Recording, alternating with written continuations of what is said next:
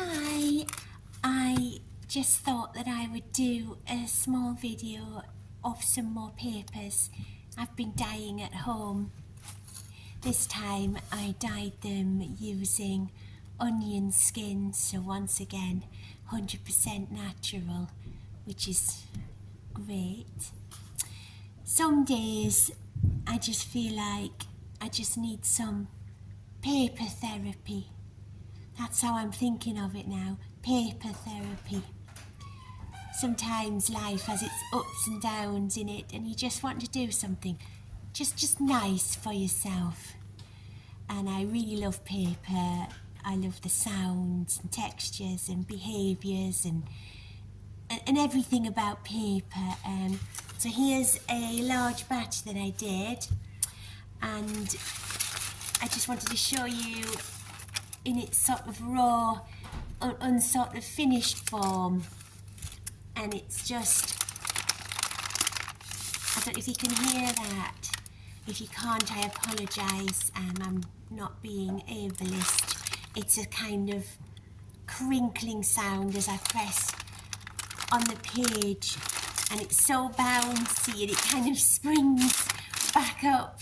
Sometimes it's more extreme than others, as it is in this case, because these are pages that I did scrumple quite extremely to see if I could make those sort of aerial contour pages that you've seen in some of my other notebooks and journals.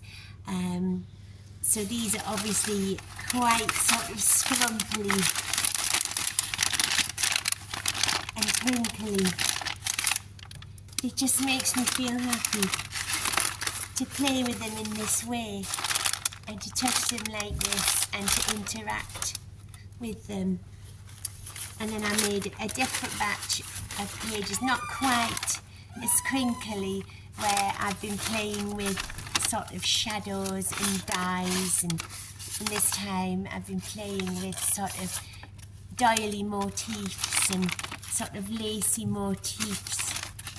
And I did try an experiment where I used buttons to try and make some interesting marks. Now, how successful they've been, I don't know, but I'm fairly happy with them, especially when you get one, wow, like this one. I'm just experimenting with times and dyes and things like that.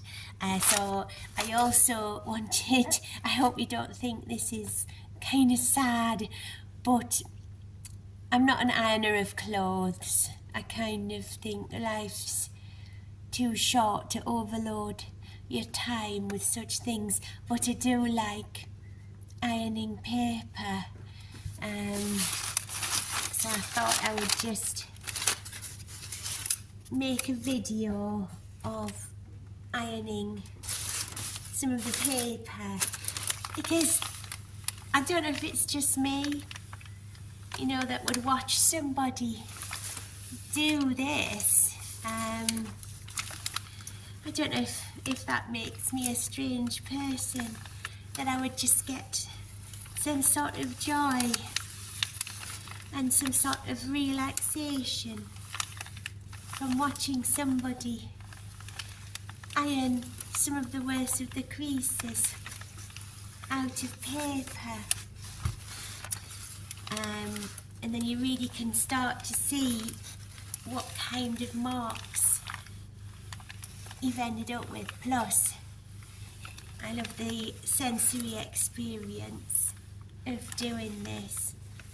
As a person with autism, I do find things like this really comforting, and I can just sit here for a really long time just ironing paper, and as you can see, it's a lot straighter than it was and has some quite interesting marks. Not as dark as some of my other dyed pages, because I don't think the onion dye takes as darkly, but it's a beautiful golden colour, and it has given me some really interesting, beautiful little sort of contours and shadows. So that is something I'm going to sit and do until they're finished. And if I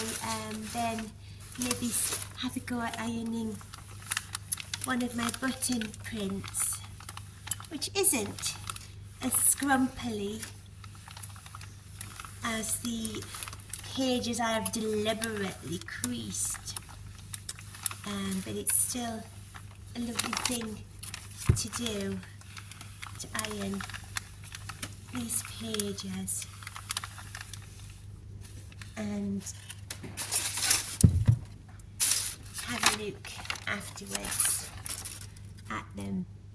This was just a quick little video to show you some of the things I get up to in the Scriptorium, and I hope I'm showing you that you don't need a dedicated workshop. It would be lovely, wouldn't it, if we had dedicated workshops for our arts and crafts, but many people in their homes are having to fit them in as best they can, and it is possible to achieve some wonderful things under those circumstances. So I shall say goodbye now, and I will see you again soon at the Scriptorium.